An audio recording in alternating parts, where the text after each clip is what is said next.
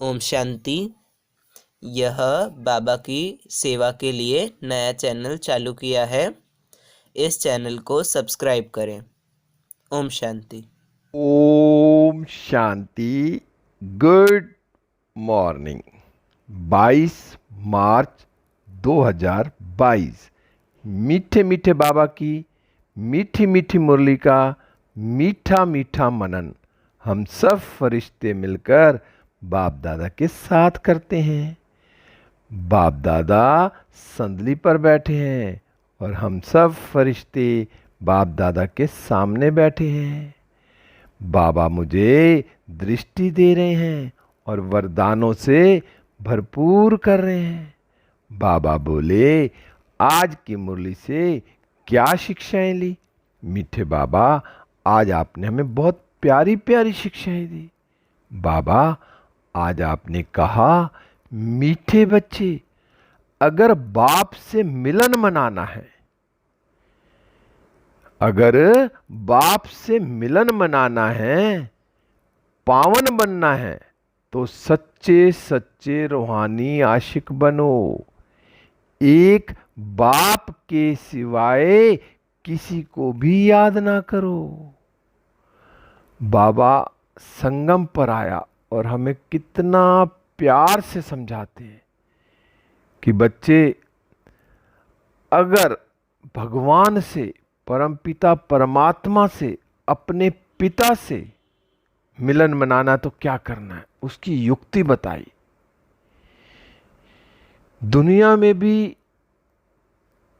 मिलन क्या मतलब? याद करना, मिलना, तड़फना किसी के लिए। क्या होता है जब किसी से सच्चा प्यार होता है? लैला मजनू, हीर फरियाद, हीर रांझा, कितने ऐसे उदाहरण हैं कि एक दूसरे के लिए कितना तड़फते थे। क्यों? क्योंकि वो उनसे सच्चा सच्चा आशिक और माशूक थे वो। ऐसे ही मैं आत्मा अपने पिता के साथ जो भी संबंध बनाना है, उसको मैं कितना सच्चा सच्चा प्यार करती हूँ। जब मेरा सच्चा प्यार होगा ना, तभी तो मैं मिलन मनाऊंगी। और मिलन मनाने के लिए मुझे क्या करना है? जो भगवान ने आकर हमें संगम पर श्रीमत दी है, उस श्रीमत पर चलेंगे तो हम पावन भी बन जाएंगे। और फिर पावन बनेंगे कैसे, उसकी युक्ति भी बाबा ने बताई है कि बच्चे बस मुझे प्यार करो। भगवान कह रहा है कि बच्चे, इस संगम पर जो भी टाइम बचा है, बस मुझे याद करो, मुझे प्यार करो, मेरे ही साथ रहो। तो मैं आत्मा सारा दिन कितना बाबा की याद में रहती हूँ। संडे की मुरली में कितना अच्छा बताया था बाबा ने कि ब्राह्मणों का फाउंडेशन क्या है। दो ही चीज बाबा ने बताई, दिव्य बुद्धि और रूहानी दृष्टि। तो जितना मैं बाबा की याद में रहूंगी, उतना मेरी बुद्धि भी दिव्य होगी और दृष्टि भी रूहानी होती जाएगी। तो मैं बाबा की याद में कितना रहती हूँ, मैं अपने आप को चेक करूं। सारा दिन मुझे बाबा, भगवान, मेरा पिता याद रहता है। तो जितना मेरा पिता याद रहेगा, जितना मैं पिता को याद करूंगी, प्यार करूंगी, उतना मैं पावन बनती जाऊंगी। तो मुझे सच्चा सच्चा रूहानी आशिक बनना है। फिर बाबा, आज आपने प्रश्न में पूछा, ब्राह्मण जो देवता बनते हैं, उन ब्राह्मणों का पद देवताओं से भी ऊंचा है, कैसे? अब बाबा तो संगम पर आकर कहता है कि जो ब्राह्मण है वो देवताओं से भी ऊंचे हैं। क्यों? सबसे पहले तो हमें संगम युग पर स्वयं भगवान मिला है। सतयुग में भगवान नहीं होंगे। तो यहाँ जो हम ब्राह्मण बच्चे हैं, रूहानी सोशल वर्कर हैं। तो मैं आत्मा सच्चा सच्चा रूहानी सोशल वर्कर हूं। क्योंकि बाबा ने तो कहा है कि जो ये ब्राह्मण बने हैं इस समय वो सच्चे सच्चे रूहानी सोशल वर्कर है। तो मैं अपने को आत्मा समझ, दूसरे को आत्मा देख परमात्मा का परिचय देता हूं। क्योंकि भगवान ने मुझे आकर बताया कि बच्चे जितना तुम पावन बनेंगे उतना तुम्हारी बुद्धि भी दिव्य होगी, हैं, और दृष्टि भी दिव्य होगी, रूहानियत आएगी। तो बाबा ने कहा कि जो मनुष्यों की रूह को पवित्रता, योग का इंजेक्शन लगाते हैं, कौन? सच्चे सच्चे ब्राह्मण क्या करेंगे कि मैं अगर सच्चा ब्राह्मण हूं तो मनुष्यों की रूहों को पवित्र बनाने में मदद करूंगा, उन्हें योग का इंजेक्शन भी लगाता रहूंगा, और भारत के डूबे हुए बेड़े को श्रीमत पर पार लगाते हैं जो सच्चे ब्राह्मण है। जो सच्चा ब्राह्मण होगा वो सेवा बिना रह ही नहीं सकता, वो बाबा की पूरी श्रीमत पर चलकर औरों का भी कल्याण करेगा, जो नरकवासी भारत को स्वर्गवासी बनाते हैं। तो मैं आत्मा ये सब चेक करूं कि मैं अगर ये सब कार्य कर रही हूं तो मैं सच्चा सच्चा ब्राह्मण हूं। अगर कहीं से मेरा ये कार्य नहीं हो रहा तो इसका मतलब मुझे अभी ब्राह्मण बनने में भी कमी है। बाबा ने कहा ऐसी सेवताएं देवता भी नहीं करते, जो ऐसी सेवा है देवता भी नहीं करते, सिर्फ वो ब्राह्मण ही करते हैं। क्योंकि जो देवता है वो तो संगम पर जो सेवा करेंगे उसकी प्रारब्ध भोगते हैं ना, इसलिए ब्राह्मण देवताओं से भी ऊंचे हैं। तो अब मैं आत्मा अपने आप को चेक करूं, अगर मैं इस समय बाबा की पूरी पूरी श्रीमत चलकर और पूरा सच्चा सच्चा सबको बाबा का परिचय दे रही हूं, है, योग का इंजेक्शन लगा रही हूँ, और जो भी आत्माएं व्यर्थ में या इधर उधर फालतू में हैं उनको मैं, जो डूब रही हैं, जो नेगेटिविटी में है जो डूब रही हैं, उनको मैं डूबने से बचा रही हूँ, और भारत जो नर्क है उसको स्वर्ग बनने में मैं मदद कर रही हूँ, तो मैं फिर देवताओं से भी ऊंचा ब्राह्मण हूँ। फिर गीत चला, हमारे तीर्थ न्यारे हैं। अब बाबा ने तो बता दिया हमारे कौन से तीर्थ, हम चारों धाम की यात्रा रोज करते हैं। तो मैं आत्मा चेक करूं कि जो बाबा ने हमारे तीर्थ बनाए हैं, तो हमारे तीर्थ कौन से हैं? चारों धाम की यात्रा, मधुबन, तो मैं सच्चा सच्चा उनकी तीर्थ कर रहा हूं। फिर बाबा आपने आज कहा कि जो ये कर्म क्षेत्र है ना, जहां हम आकर पाठ बजाते हैं, तो बाप कहते हैं मुझे भी पाठ बजाना है। इसी कर्म क्षेत्र में आकर संगम पर बाबा भी पाठ बजाता है। और बाबा क्या पाठ बजाता है? हम पतितों को पावन बनाने आया बाबा। तो मैं आत्मा कितना पावन बन रही हूं, जितना मैं बाबा की याद में रहूंगी उतना मैं पावन बनती जाऊंगी। बाबा ने कहा इस समय इस पतित दुनिया में एक भी पावन नहीं है, और पावन दुनिया में फिर एक भी पतित नहीं हो सकता। सतयुग में जो पावन दुनिया बना रहे हैं बाबा, उसमें एक भी पतित नहीं, और ये जो रावण की दुनिया है इसमें पतित है, तो इसमें एक भी पावन नहीं है। अब मुझ आत्मा को पावन बनना है तो मैं बाबा की पूरी पूरी श्रीमत पर चलूंगी, फिर सतयुग में मैं संपूर्ण पावन देवता बनूंगी। फिर बाबा आज आपने कहा अगर तुम बच्चों को मेरे से मिलना है तो निरंतर मुझ एक को याद करो, मेरे साथ योग लगाकर मेरे ही आशिक बनो। अब बाबा क्या कह रहे हैं? अगर तुम्हें मुझसे मिलना है, अगर बाबा से मिलना, तो उसके लिए बाबा ने क्या कहा कि बस तुम मुझे निरंतर याद करो और मेरे साथ योग लगा के रखो। याद ही योग है और योग ही याद है। तो मैं सारा दिन बाबा की याद में रहती हूँ, सच्चा सच्चा आशिक हूँ मैं बाबा का। तो मुझे सच्चा आशिक बनना है। मेरा एक माशूक शिव बाबा है और मैं उसका आशिक हूं। बाबा फिर आपने कहा कि निराकार बाप कहते मेरे लाडले बच्चे, अभी कयामत का समय है, सिर पर पापों का बोझ है, अभी पुण्य आत्मा बनना है, योग से ही विक्रम विनाश होंगे और पुण्य आत्मा बन जाएंगे। मरना तो सबको है, तो क्यों ना वर्षा ले लें, क्यों ना पुण्य आत्मा बने। अब बाबा निराकार बाबा यही कहते हैं, स्वयं भगवान आकर कह रहे कि बच्चों तुम्हारे ऊपर जो 63 जन्मों का बोझा है, सिर पर बोझा, उसको कैसे उतारोगे? वो जो विक्रम है वो कैसे विनाश होंगे? एक बाबा की ही याद से विनाश होंगे। और फिर जितना हम बाबा की याद में रहेंगे, जो पाप आत्मा से पुण्य आत्मा बन जाएंगे। बाबा ने कहा मरना तो सबको है, तो फिर मरने से पहले क्यों ना बाबा से वर्षा ले लें, पवित्र बनकर बाबा हमें अपने नैनों पर बिठा के ले जाए और फिर परम धाम से फिर सतयुग में उतार दे। बाबा जाओ बच्चे मेरा वर्षा ले लो और 21 जन्म तक मौज करो। फिर बाबा आपने कहा वहाँ बच्चे कभी शैतानी नहीं करते क्योंकि वहाँ माया होती नहीं। सतयुग में कोई माया नहीं है, वहाँ तो सब आत्माएं जो हैं कैसी होती हैं, सतो प्रधान पवित्र होती हैं, वहाँ कोई शैतानी नहीं है, वहाँ तो सब अच्छे कर्म ही होंगे क्योंकि वहाँ जो कर्म है क्या होते हैं, वो अकर्म हो जाते हैं। लेकिन जहाँ यहाँ पे क्या है, यहाँ जो रावण राज्य में तुम्हारे कर्म क्या होते हैं, विकर्म बनते हैं। कुछ भी करेंगे कुछ ना कुछ उसमें गड़बड़ होगी, विकर्म बनेगी। तो मुझे अगर स्वर्ग में जाना है तो अभी से मुझे बाबा को याद करना है, संपूर्ण पवित्र बनना है, तो मेरे फिर कर्म भी अकर्म बनेंगे सतयुग में। फिर बाबा आज आपने कहा कि अब बाप आकर मेल फीमेल दोनों का योग अपने साथ लगाते हैं। अब बाप आकर मेल फीमेल दोनों का योग अपने साथ लगाते हैं। बाबा आए हैं, मेल हो या फीमेल हो, दोनों कौन बाबा के साथ योग लगाएंगे।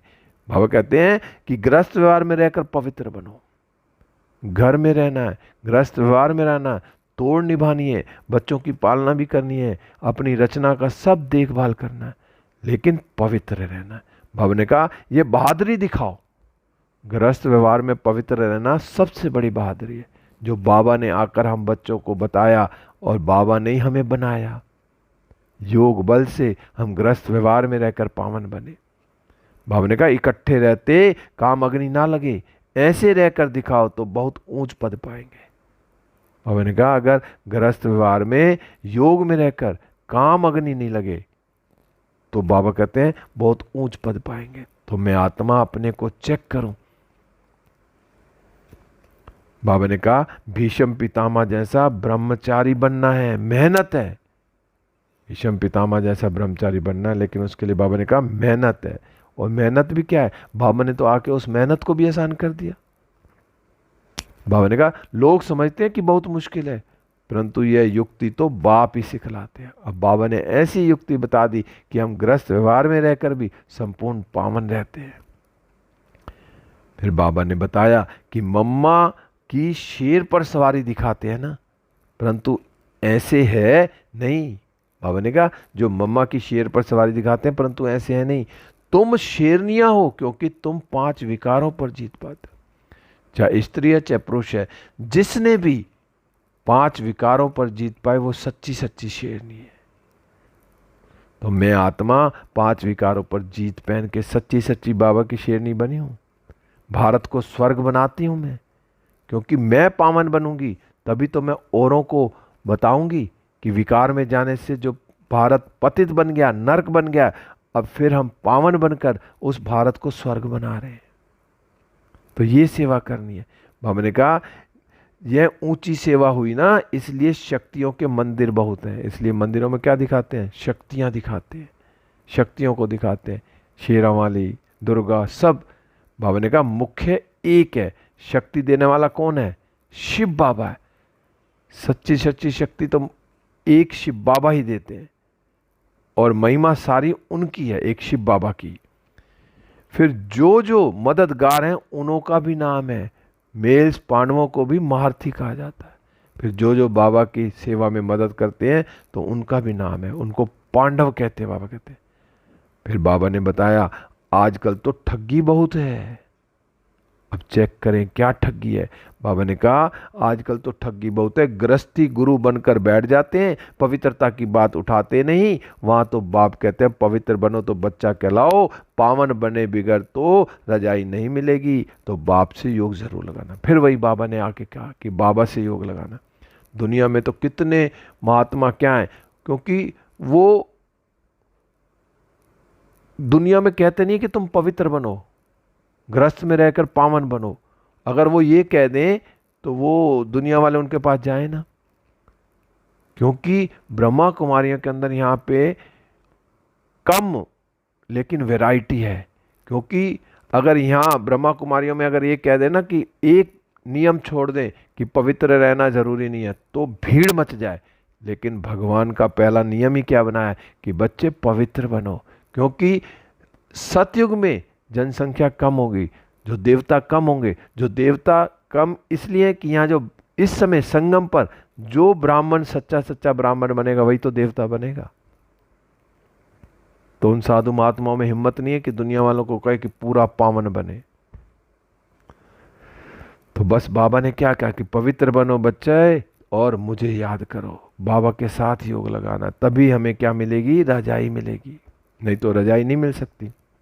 फिर बाबा कहते हैं मुझे याद करते रहो, विकार में जाने से 100 गुना दंड पड़ जाएगा। अब बाबा को याद करना है। जब तक बाबा को नहीं जाना था नहीं पता कि एक का एक ही गुना, लेकिन अब बाबा का बनने के बाद अगर विकार में गए तो 100 गुना दंड है। गिर जाते हैं तो लिखना चाहिए कि बाबा हमने काला मुंह कर दिया। बाप कहते हैं बच्चे अब तुमको गोरा बनना है। बाबा तो कहते हैं कि अगर कोई भूल हो भी जाए तो सच सच बता दो। बाबा तो हमें गोरा बनाने आया काले से।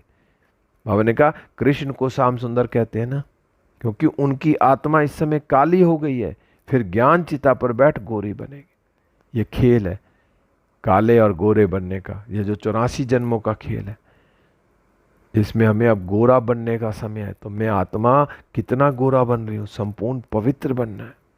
फिर बाबा ने कहा कि पवित्रता तो बहुत अच्छी है, बाबा के पास बहुत आते हैं, पवित्रता की प्रतिज्ञा करते हैं, परंतु कोई फेल हो जाते हैं, कोई पास हो जाते हैं। यह है ईश्वरीय मिशन। अब भगवान की मिशन तो है कि सबको पवित्र बनाना है, लेकिन कई आत्माएं पास हो जाती हैं, कई फेल हो जाती हैं। तो मैं आत्मा चेक करूं कि मैं पूरा पूरा बाबा की श्रीमत पर पूरा पूरा पवित्र बन रही हूं, क्योंकि ये ईश्वरीय मिशन है। तो मुझे इस मिशन में फिर बाबा आज आपने वरदान दिया, सफलता मूर्त भव। अब कैसे बनेंगे सफलता मूर्त? बाबा ने कहा कंबाइंड स्वरूप की स्मृति द्वारा कंबाइंड सेवा करने वाले सफलता मूर्त भव। अब जैसे शरीर और आत्मा कंबाइंड है ना, और ऐसे अगर भविष्य में विष्णु स्वरूप भी कंबाइंड दिखाते हैं, 2 भुजाएं लक्ष्मी की, 2 नारायण की, और विष्णु चतुर्भुज, तो वो कंबाइंड है। तो बाबा कहते हैं ऐसे बाप और हम आत्मा कंबाइंड है। सदा संगम पर क्या है करना है कि मैं आत्मा अपने पिता शिव बाबा के साथ कंबाइंड हूं। अगर मैं इस स्वरूप की स्मृति में रहकर स्वयं सेवा और सर्व आत्माओं की सेवा साथ साथ करूं तो मुझे सफलता मिलेगी, तो मैं सफलता मूर्त बन जाऊंगी। अगर मैं भगवान के साथ कंबाइंड हूं और भगवान की सेवा कर रही हूं, सबको भगवान का परिचय दे रही हूं, तो मुझे सफलता मिलेगी। क्यों? मैं आत्मा हूं। आत्म अभिमानी बनकर जितना मैं औरों की सेवा करूंगी तो उसमें सफलता मिलेगी।